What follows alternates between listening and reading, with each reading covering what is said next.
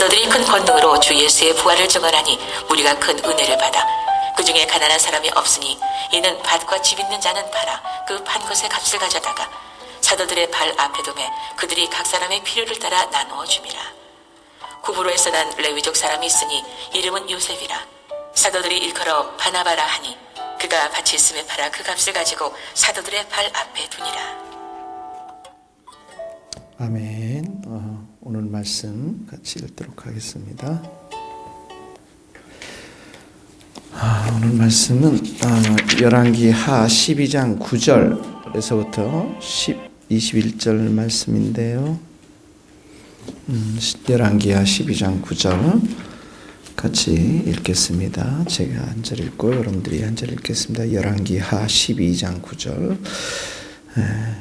제사장 여호와에다가 한 궤를 가져다가 그 궤의 뚜껑에 구멍을 뚫어 여호와의 전 문허기 오른쪽 곧 제단 옆에 두매 여호와의 성전에 가져오는 모든 은을 다 문을 지키는 제사장들이 다 그 궤에 넣더라. 12장 10절.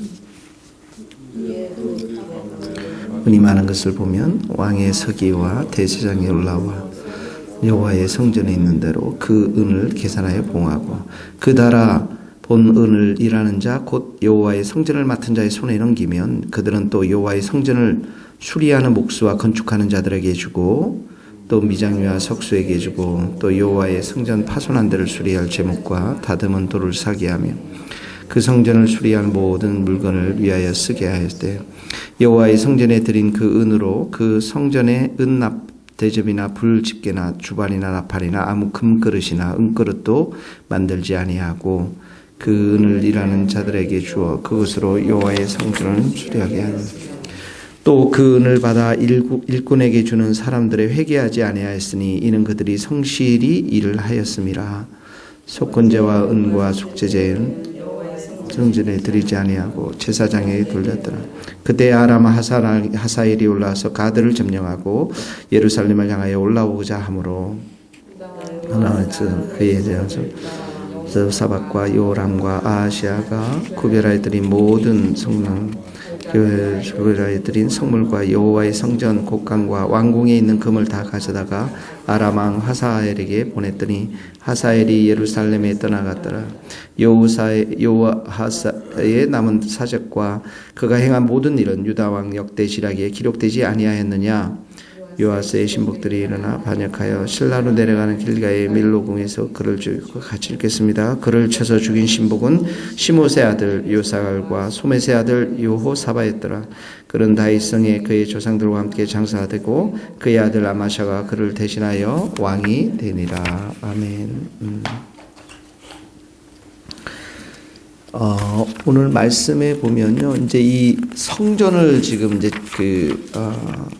성전을 수리하는 것, 이렇게 성전을 수리하도록 하는 장면이에요. 이게 이제 한쪽에다가 헌금통을 놓고 그것에 은이 모아지는 대로 성전을 수리하는 그런 장면인데, 그러니까 원래 오늘 적용은 헌금통을 저기다 놓고 이제 여러분들이 헌금을 다 내고 들어와야 되는 거 아닌지 모르겠네. 적용을 하려면. 근데 이 이제 성전을 수리하는데 여기 보니까 14절에 보니까 그 은을 일하는 자들에게 주어 그것으로 여호와의 성전을 수리하게 하였으니 이렇게 나오죠. 그리고 15절 같이 읽어봅시다. 시작. 또 그 은을 받아 일꾼에게 주는 사람들과 회개하지 아니하였으니 이는 그들이 성실히 일을 하였음이라. 그러니까 일꾼들에게 이제 돈을 직접 주었어요. 원래는 그 제사장들에게 이 돈을 맡겨가지고 어제 본문에 보면은 수리하라고 이렇게 했는데 제사장들이 어떻게 합니까? 일을 하지 않았어요. 그거를.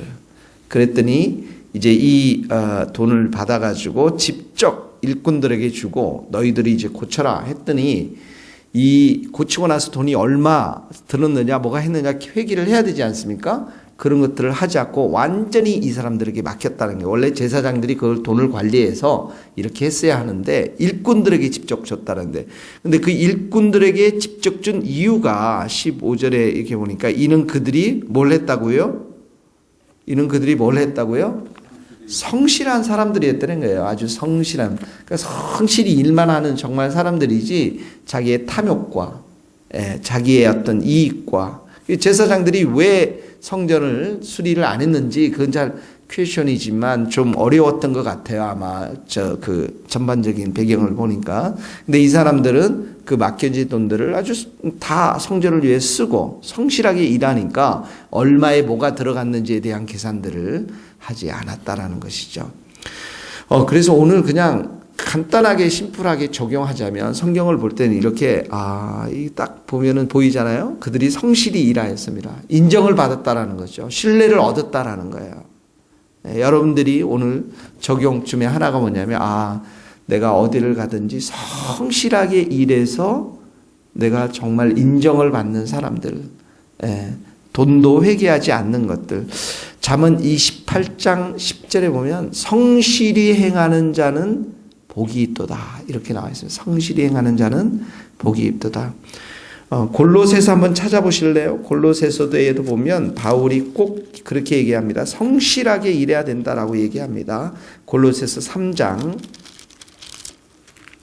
22절에서부터 24절 말씀에 보면 골로새서 3장 22절, 23절, 24절 같이 한번 읽겠습니다. 시작. 종들아 모든 일에 육신의 상전들에게 순종하되 사람을 기쁘게 하는 자와 같이 눈가림만 하지 말고 오직 주를 두려워하여 성실한 마음으로 하라. 무슨 일이든지 마음을 다하여 주께 하듯 하고 사람에게 하듯 하지 말라. 이는 기업의 상을 주께 받을 줄 아나니 너희는 주 그리스도를 섬기느라.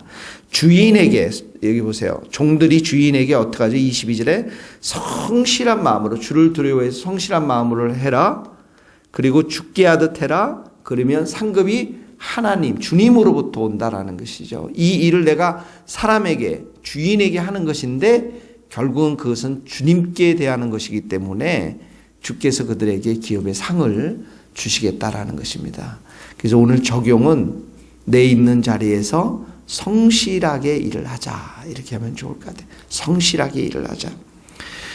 두 번째는 여기 보면은 다시 열왕기하 12장 9절로 다시 돌아와서요. 보면은 이제 그 요아스 왕이 처음에 이제 개혁을 하거든요. 이스라엘의 개혁을 합니다. 어제 읽었던 본문 한 번만 더 읽어보실까요? 우리가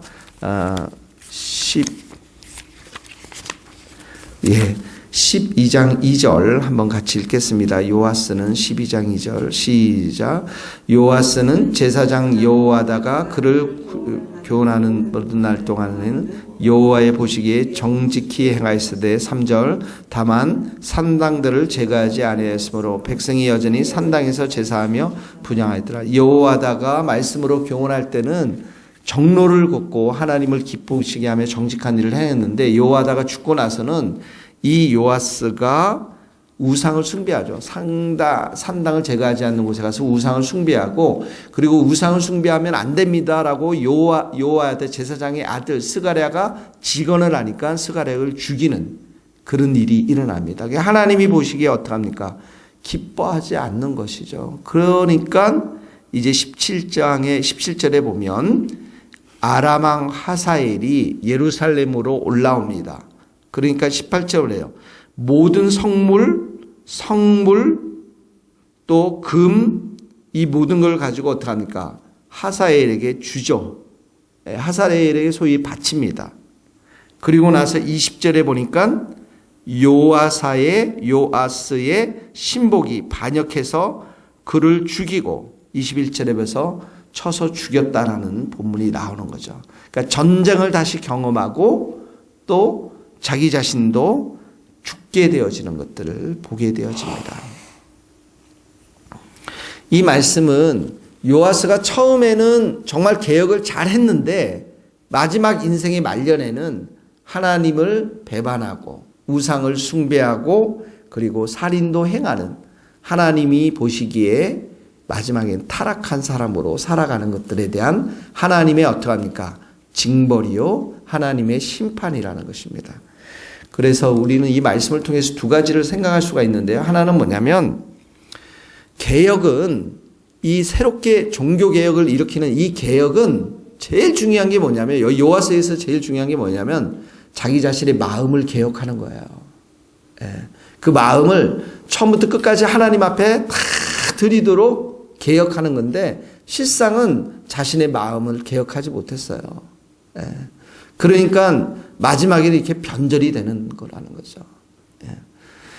그래서 우리가 신앙생활을 할 때 이 땅에 교회가 변화돼야 되고 나라가 변화되는 게 맞는데, 가장 중요한 건 뭐냐면 천국이 우리 마음 가운데 임해야 됩니다. 예수님이 우리 마음을 다스려야 되고, 우리의 마음이 예수님께 완전히 로드십, 주되심을 인정해야 되는 거예요.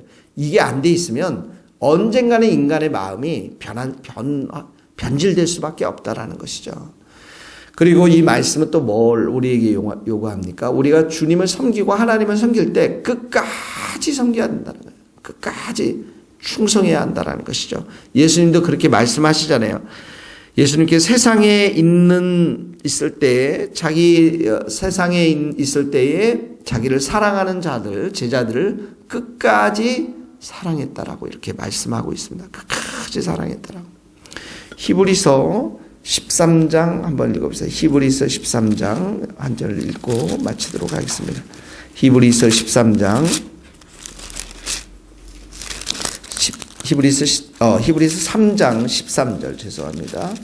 히브리서 3장 14절 말씀입니다. 히브리서 3장 14절 같이 읽겠습니다. 우리가 시작할 때 확신한 것을 끝까지 견고히 잡고 있으면 그리스도와 함께 참여한 자가 되리라. 우리가 시작할 때 복음을 듣고 예수님을 믿고 그때 확신했던 이 복음, 이 말씀, 이것들을 끝까지 견고하게 잡고 있으면 그리스도와 함께 참여하는 자, 그리스도와 함께 천국에 있는 자, 그리스도와 함께 구원받는 자, 그리스도와 함께 영생에 있는 자, 이 모든 것들을 우리가 참여하는 자, 누리는 자가 될 수가 있다라는 것입니다. 그래서 이 두 가지, 우리의 마음을 개혁하는 일들, 우리의 심령이 새롭게 되어지는 일들, 그리고 우리의 신앙생활 하는데도 끝까지 가는 것. 사람들이 왜 하나님의 은혜를, 선하심을 맛보지 못하는 줄 아십니까? 그 이유가 끝까지 붙어있지 못하기 때문에 그래요. 한 6개월, 1년 하다가 탁탁 내려놓기 때문에 그렇습니다. 이런 일, 주님의 일을 하고 모든 일을 할 때는 10년 이상 끝까지 정말 주님 앞에 버티는 거예요. 그러면 하나님이 선하신 분이고 능력이 계신 분이기 때문에 반드시 약속하신 그 말씀들, 은혜들을 우리에게 주실 줄 믿습니다. 네, 기도하시겠습니다. 하나님 아버지, 오늘 우리가 이 성전에서 일하는 일꾼들, 제사장들에게 없었던 그 일꾼들 성실함을 하나님께서 인정하시고 그들에게 재정을 맡기고 회개하지 않았던 것들을 보면서 하나님, 우리가 성실한 사람들이 다 될 수 있기를 간절히 기도합니다. 성실한 자들에게 하나님께서 복을 주시고 상을 주실 줄 믿습니다. 하나님이 요아스가 처음에는 정말 이 예루살렘 많은 개혁들을 했지만 마지막에는 정말 우상을 숭배하고 하나님으로부터 징계를 받는 장면을 우리가 생각하게 됐습니다. 오늘도 우리의 마음을 기경하여 주시고 새롭게 하여 주시고 우리의 마음이 예수님 한 분만을 사랑하게 하시고 예수님 한 분 의지하지 않는 모든 우상들과 더러움들을 예수 보혈의 피로 다 씻어주시고 예수님 한 분만을 사랑하는 저희들 되게 하시고 또 주님, 우리의 예수님을 섬기면서 이 주님의 세교회로 부름받은 우리가 끝까지 정말 죽기까지 주님 앞에 충성할 수 있는 귀한 믿음을 우리 모두에게 허락하여 주시옵소서. 감사를 드리며 지금은 우리 주 예수 그리스도의 은혜와 하나님의 크신 사랑과 성령님의 교통하심이 우리 모든 성도들, 선교사님들 머리 위에 삼월 위에 이제로부터 영원토록 함께 하시기를 간절히 축원하옵나이다. 아멘. 감사합니다.